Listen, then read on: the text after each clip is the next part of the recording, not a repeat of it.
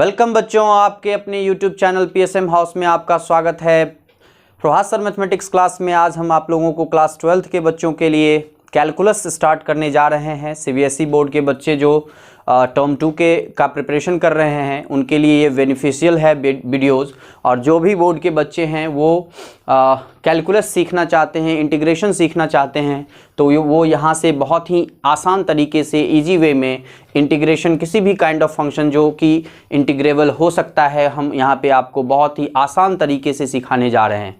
तो कृपया बच्चों आप सभी को अगर यह वीडियो अच्छा लगे तो आप सभी इस वीडियो को ज़्यादा से ज़्यादा सब वायरल करें और अपने दोस्तों को भी जोड़ें इससे, और खूब अच्छे से आनंद लें इस वीडियो का और इससे सीखें कैलकुलस के इंटीग्रेशन में कि कैसे हम लोग इंटीग्रेशन को करते हैं।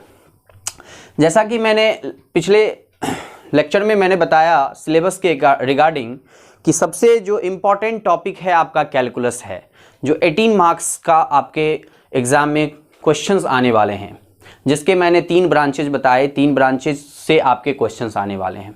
बेसिकली बच्चों कैलकुलस जो है आप लोग क्लास 11th में भी स्टार्ट किए होंगे, वहाँ से भी कैलकुलस के बारे में बहुत सारी बातें आप लोगों को बताई गई होंगी। यहाँ पे हम लोग डायरेक्ट कैलकुलस से सीधा इंटीग्रल कैलकुलस पे आते हैं। तो ध्यान से देखिएगा कि कैलकुलस का जो मेन ब्रांच है वो हम लोग अगर बात करें तो 2 है।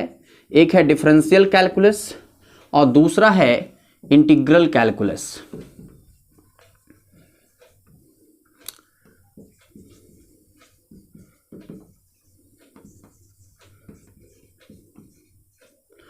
जैसा कि आप क्लास 11 में और टर्म 1 में डिफरेंशियल कैलकुलस पढ़े हैं, और यहां पर हम लोग इंटीग्रल कैलकुलस के बारे में जानने जा रहे हैं। आप लोग इंटीग्रल कैलकुलस के बारे में इससे पहले कहीं भी नहीं पढ़े होंगे।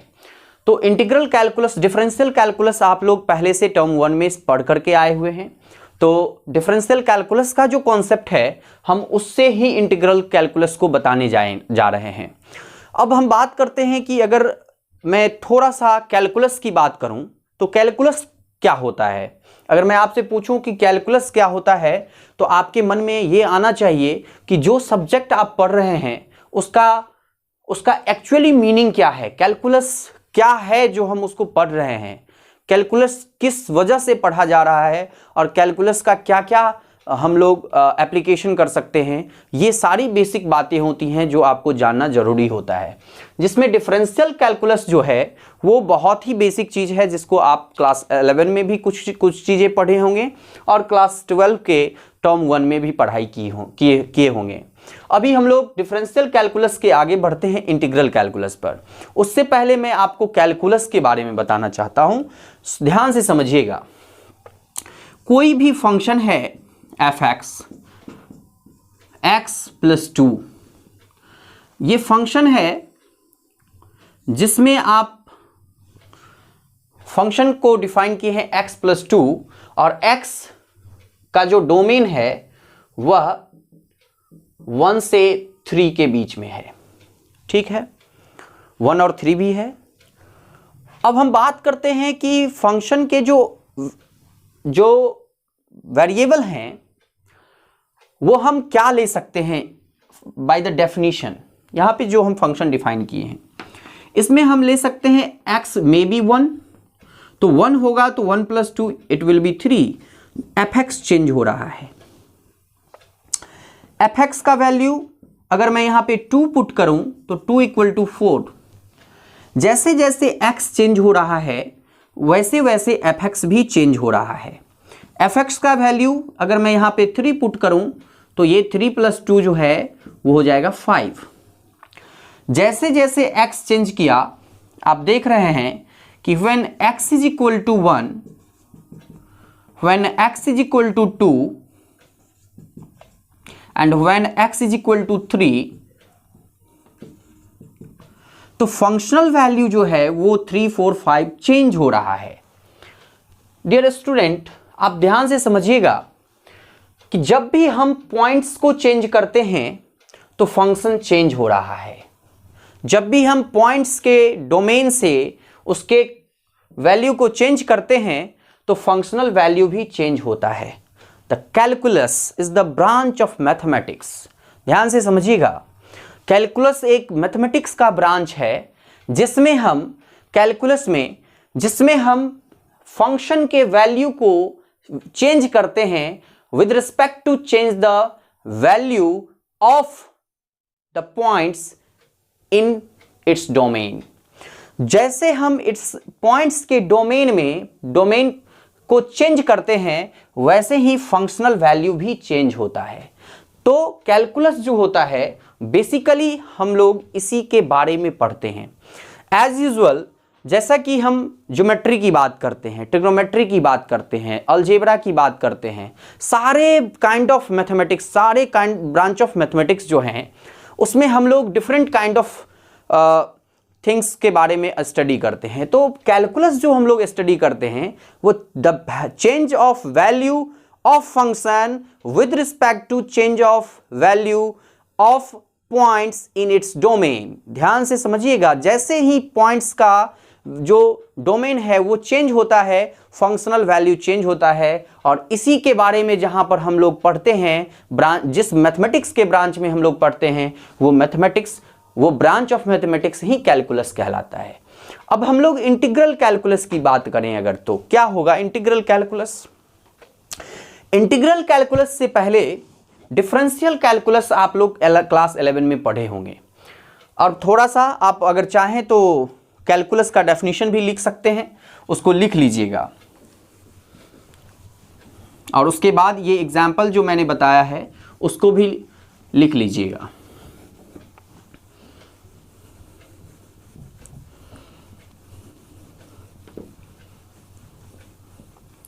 देखिए, the branch of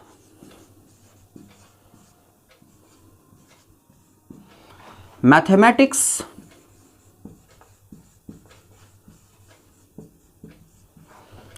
in which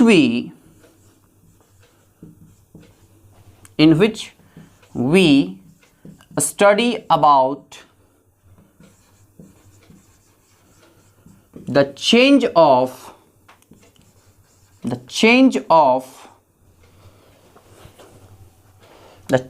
of value of the function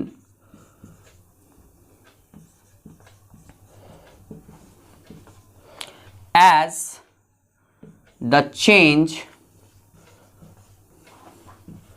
of points in the domain।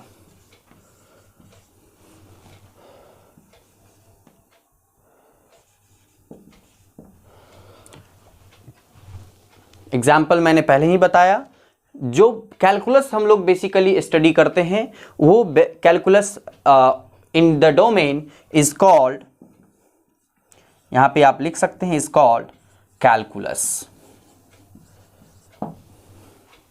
जैसा कि मैंने पहले ही बता रखा है कि कैलकुलस के दो ब्रांच हैं यहाँ पे, जिसमें एक आप डिफरेंशियल कैलकुलस पढ़ रहे हैं और दूसरा इंटीग्रल कैलकुलस पढ़ रहे हैं। अब हम लोग कैलकुलस के इंटीग्रल कैलकुलस के बारे में चर्चा करते हैं। What is integral calculus? Integral calculus क्या होता है और उसमें हम लोग किस चीज़ के बारे में स्टडी करते हैं, इसको नोट डाउन कर लीजिए या स्क्रीनशॉट ले लीजिए और फिर हम आगे बढ़ते हैं। चलिए,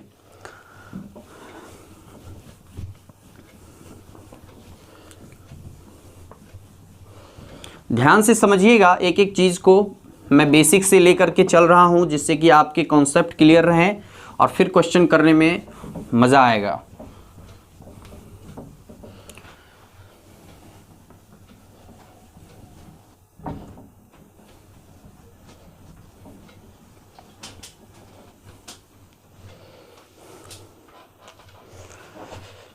देखिए, इंटीग्रल कैलकुलस, इंटीग्रल कैलकुलस जो है यह दो पार्ट में हम लोग डिवाइड कर रखे हैं। दो पार्ट में इसका स्टडी किया जाता है। एक है इनडेफिनिट इंटीग्रेशन,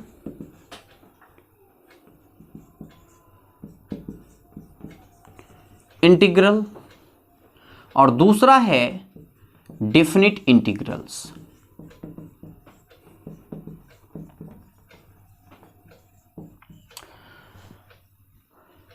ये जो इंडेफिनिट इंटीग्रल है, इस इंडेफिनिट इंटीग्रल का और भी नाम है, उस नाम को ध्यान से समझिएगा। इंडेफिनिट इंटीग्रल को हम लोग एंटी डेरिवेटिव भी कहते हैं, एंटी डेरिवेटिव। इंडेफिनिट इंटीग्रल को एंटी डेरिवेटिव भी हम लोग कहते हैं। दूसरा इसका और नाम है प्रिमिटिव, इसे प्रिमिटिव भी कहा जाता है। आप लोग जानते होंगे कि प्रिमिटिव जो है उस वर्ड का मीनिंग ही होता है ओरिजिनल। ओरिजिनल का मतलब हम लोग बाद में समझेंगे कि ओरिजिनल हम लोग किस ओरिजिनलिटी के बारे में बात करने वाले हैं इस इंडेफिनिट इंटीग्रल में, एंटी डेरिवेटिव में और प्रिमिटिव में। सो अभी हम एक एग्जाम्पल आप लोग को देते हैं, उससे ध्यान से समझिए, इसको नोट कर लीजिएगा। आगे हम लोग बात करते हैं इंडेफिनिट इंटीग्रल्स में। सारी चीज़ें जो हैं इससे रिलेटेड वो एक एक करके आप लोगों का क्लियर हो जाएगा। देखिए, मान लीजिए कि हम एक डिफरेंशिएशन निकाल रहे हैं साइन एक्स का,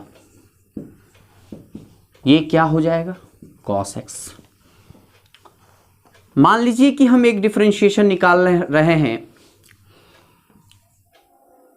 x 5/5 का, ये कितना हो जाएगा x टू दी पावर 4 हो जाएगा। मान लीजिए कि एक फंक्शन है d ऑफ ex, इसका डिफरेंशिएशन कितना हो जाएगा d e to the power x, d e to the power x ex।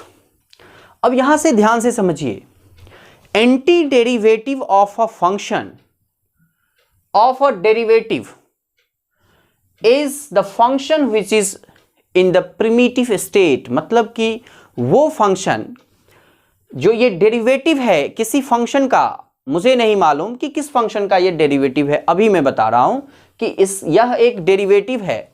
मतलब कि अगर मैं डेरिवेटिव कहूं तो f डैश x कह सकता हूं कि cos x है। मतलब ये एक डेरिवेटिव है, किस फंक्शन का डेरिवेटिव है, अगर मुझे वो मालूम चले कि किस फंक्शन का यह डेरिवेटिव है, then we can say that the function whose derivative is this function, that the function is known as integrals, means anti derivative और primitive। so ये जो फंक्शन होगा वो फंक्शन ही इसका एंटी डेरिवेटिव, इस डेरिवेटिव का यह एंटी डेरिवेटिव कहलाएगा, इस फंक्शन का यह एंटी डेरिवेटिव या प्रिमिटिव स्टेट कहलाएगा। इस फंक्शन का यह एंटी डेरिवेटिव और primitive state means original form of the function होगा। इस फंक्शन का यह प्रिमिटिव स्टेट होगा। Primitive means original form of the function. ये डेरिवेटिव है किसी फंक्शन का। यहां पर हमने इसको देख रखा कि f dash x is equal to cos x, और ये भी मैं कह सकता हूं कि f dash x is equal to x to the power 4। ये किसी फंक्शन का डेरिवेटिव है, और वो फंक्शन जो मैं फाइंड करूंगा जिस भी प्रोसेस से, वो जो फंक्शन मैं फाइंड करूंगा जिस भी प्रोसेस से, वो प्रोसेस ही एक्चुअली इंटीग्रेशन कहलाता है। फिर से समझिए, मैंने कुछ एग्जाम्पल लिया जिसका डेरिवेटिव मैंने यहां लिखा d of sine x dx is equal to cos x, जो कि आप पहले से जानते हैं। d of x to the power 5/5 x to the power 4 और d of ex dx is equal to ex। ये डेरिवेटिव है हमारा। एक फंक्शन है जिसका डेरिवेटिव ये सभी हैं। मैं बात वो फंक्शन का कर रहा हूं जिसका ये डेरिवेटिव है, वह फंक्शन कौन सा होगा। मतलब कि अगर मुझे ये डेरिवेटिव मालूम हो पहले से, तो हम इसके ओरिजिनल फॉर्म को कैसे फाइंड करेंगे। The process through which we can find the original function by given derivative, that process is known as integration. So यहां पर हम लोग देखें कि जो एंटी डेरिवेटिव है फंक्शन का, वो फंक्शन का ओरिजिनल फॉर्म होता है, वो फंक्शन ओरिजिनल फंक्शन होता है जब हमारे पास उसका डेरिवेटिव होता है। इसका मतलब है कि जो इंटीग्रेशन है वो क्या होगा, इंटीग्रेशन होगा the inverse process of differentiation. The inverse process of differentiation is called integration. और जो इंटीग्रेशन में जो इंटीग्रल कैलकुलस है वो दो पार्ट में हमने बताया, एक आपका इंडेफिनिट इंटीग्रेशन और एक definite integration. How we can say that this kind of function, that we have the derivative of the function will have the many function means many primitives. How we can say that? So now you see the difference between the indefinite integration, कैसे हम उसको बता सकते हैं। सो देखिए, अगर मैं कहूं कि d of sin x plus c, differentiation sine x plus c का भी हमारे पास डिफरेंशिएशन कॉस एक्स आएगा। Differentiation of x to the power 4/4 plus c by d x का जो डिफरेंशिएशन होगा वो एक्स क्यूब प्लस सी ही आएगा, sorry x plus x cube ही आएगा। और डी ऑफ आपका e to the power x plus c का डिफरेंशिएशन जो होगा वो भी आपका e to the power x आएगा। अब ध्यान से समझिए, कांस्टेंट फंक्शन का जो डिफरेंशिएशन होता है वो जीरो होता है। कांस्टेंट फंक्शन का जो डिफरेंशिएशन होता है वो जीरो होता है। कांस्टेंट फंक्शन का जो डिफरेंशिएशन होता है वो जीरो होता है। And each kind of state we get the derivative cos x, x cube and ex. We have taken here x4 and we replace it by this will be 5 and it is 4. So we can say that the real number c belongs to R. c जो है वह आपका कोई भी real number हो सकता है। इसका मैं ज्योमेट्रिकल इंटरप्रिटेशन बताऊंगा कि ज्योमेट्रिकली हम लोग कैसे इसको बता सकते हैं कि जो इंडेफिनिट इंटीग्रेशन होता है उसके मेनी प्रिमिटिव होते हैं। So many primitives means that the derivative of any kind of function which we have cos x, so it means that the sin x plus c as a function, which gives the derivative as a cos x. It means that the antiderivative of cos x equal to sin x plus c. Is it clear? So हम कह सकते हैं कि यहाँ पे cos x का derivative sin x और यहां पे cos x का derivative sin x plus c, दोनों ही कंडीशन में ये सत्य है।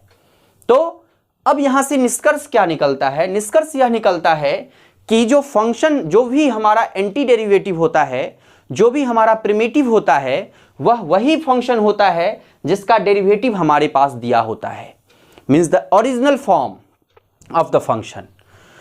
उम्मीद है कि आप लोग इस चीज़ को समझ गए होंगे कि इंडेफिनिट इंटीग्रेशन कैसे हम लोग और उसके प्रिमिटिव और एंटी डेरिवेटिव कैसे फाइंड करेंगे। तो हम लोग डायरेक्ट चलते हैं, कुछ इसके लैंग्वेज भी हैं, अगर आप चाहेंगे तो लिख सकते हैं। मैं इसके शॉर्ट वीडियो थोड़ा सा चाह रहा हूं कि शॉर्ट में ही आप लोग को समझा करके और डायरेक्ट क्वेश्चन आंसर की तरफ बढ़ें कि ज़्यादा से ज़्यादा कम समय में ज़्यादा से ज़्यादा क्वेश्चन का प्रैक्टिस हो पाए। आप उम्मीद है कि एंटी डेरिवेटिव और प्रिमिटिव और इंटीग्रेशन समझ गए होंगे। अभी आपका जो एक्सरसाइज है, फर्स्ट एक्सरसाइज, मैं थोड़ा सा उसके बारे में भी बता देता हूँ।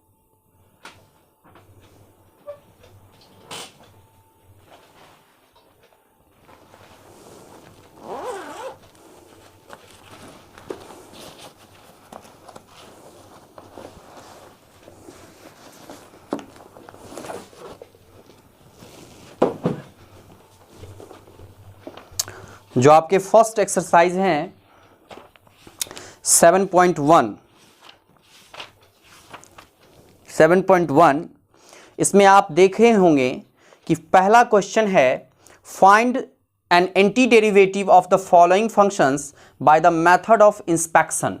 हम लोग इसके बारे में भी चर्चा करेंगे कि इंस्पेक्शन मेथड से कैसे हम लोग किसी भी फंक्शन के एंटी डेरिवेटिव को फाइंड आउट करते हैं, and that process is known as method of inspection and we get the integration of a function. So एक क्वेश्चन मैं इस क्लास में बता रहा हूं, आप लोग उसको करके घर पे देखिएगा। जैसे ये फंक्शन क्वेश्चन नंबर 1 है एक्सरसाइज 7.1 का।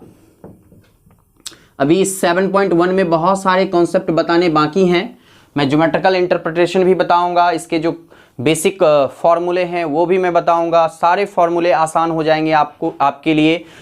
उसको मैं आपको कभी नहीं कहूँ कि याद करिए, वो फॉर्मूला आप खुद से क्रिएट कर लोगे, खुद से आपके पास फॉर्मूले होंगे कि किस तरह से इन किसी सम काइंड ऑफ फंक्शन जो हमारे पास हैं, जो इंटीग्रल्स हम लोग डेरिवेटिव जानते हैं, जिसका डायरेक्ट हम लोग उसका एंटी डेरिवेटिव बता सकते हैं और उसके डायरेक्ट एंटी डेरिवेटिव ही इंटीग्रल्स कहलाते हैं। तो यहाँ पे मैं एक क्वेश्चन जो मैं बता रहा हूँ उसको ध्यान से समझिएगा। क्वेश्चन ये है कि फाइंड एन एंटी डेरिवेटिव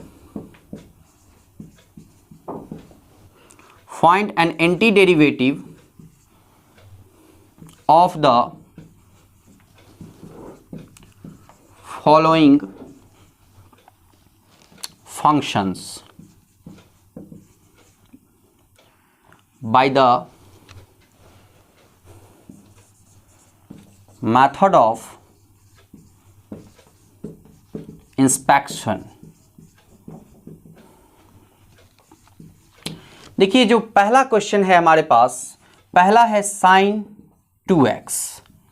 देखिए ये हमारे पास जो दिया हुआ फंक्शन है, एक्चुअली आप इसको समझिए, ये फंक्शन हमारे पास डेरिवेटिव दिया हुआ है किसी फंक्शन का। अब आपको ये सोचना है कि sin 2x जो है वो किसका डेरिवेटिव होता है। तो आपको याद होगा कि आप जब cos x का डेरिवेटिव लिखते हैं तो cos x का डेरिवेटिव कितना होता है? cos x का डेरिवेटिव हो जाता है sin x minus sin x। अब देखिए हम यहाँ से सब्स्टिट्यूट कैसे करेंगे, वही सब्स्टिट्यूशन जो है हमें काम देगा sin 2x को के एंटी डेरिवेटिव को फाइंड करने में। कैसे फाइंड करने में? तो हम यहाँ कह सकते हैं कि cos 2x, differentiation of cos 2x क्या होगा? तो डिफरेंशिएशन ऑफ cos 2x जो होगा वो हो जाएगा माइनस sin 2x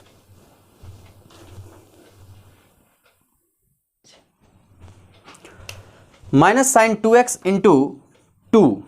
सो जब हम इसको रिप्लेस करेंगे तो इधर आकर के -1/2 differentiation of dx cos 2x equal to sin 2x हो जाएगा। अभी आप देख रहे होंगे कि sin 2x यहाँ पे आपको मिल रहे हैं।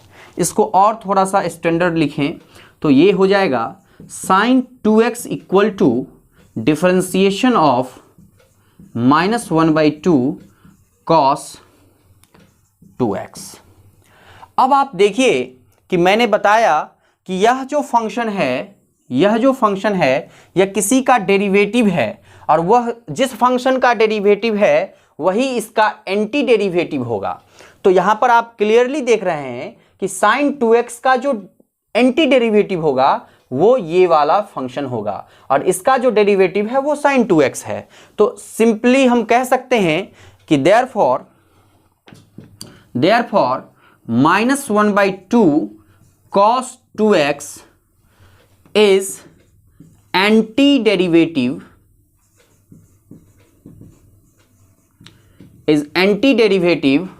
of sin 2x। तो इस तरह से बच्चों आप सभी इस तरह के क्वेश्चंस को मेथड ऑफ इंस्पेक्शन से कर सकते हैं। और ये आपको बहुत आसान होता है वह फंक्शन को फाइंड करने में, उस फंक्शन का एंटी डेरिवेटिव फाइंड करने में जिसका पहले से आप डिफरेंशिएशन जानते हैं, जिसका पहले से डेरिवेटिव जानते हैं कि किस फंक्शन का यह डेरिवेटिव होता है। तो थोड़ा सा इंस्पेक्शन का मतलब ही होता है जांच पड़ताल करना। आप अपने से ब्रेन से उस फंक्शन के डेरिवेटिव के बारे में जानिए, then you can find the anti derivative of this kind of function. चलिए बच्चों, थैंक यू। आज का क्लास यहीं पे एंड करते हैं और उम्मीद करते हैं कि आप लोगों को समझ में आई होगी आज का क्लास। इस तरह से इसमें और भी बहुत सारी बेसिक बातें हैं, क्योंकि मुझे थोड़ा सा फास्ट चलना है तो इस वजह से मैं कुछ चीज़ें स्किप भी किया हूँ, लेकिन वो सारे अलग अलग वीडियोज़ में कुछ चीज़ें मैं एक्सप्लेन करते जाऊँगा। लेकिन most of the important point is in each kind of video I will remain do the question, practice the question only. So आप सभी बच्चे practice of question, more and more question का प्रैक्टिस कैसे करेंगे और कहाँ से करेंगे आप वो सभी करें। और उस तरह के क्वेश्चंस जो आपसे नहीं बन रहे हैं आप ज़रूर हमसे संपर्क करें। आप इस वीडियो के भी कमेंट बॉक्स में डाल सकते हैं और जो हमारा प्लेटफॉर्म है वहाँ पे भी डाल सकते हैं। मैं आपके हर एक क्वेश्चन का सॉल्यूशन प्रिपेयर करूँगा और आपको बताऊँगा। Okay, thank you.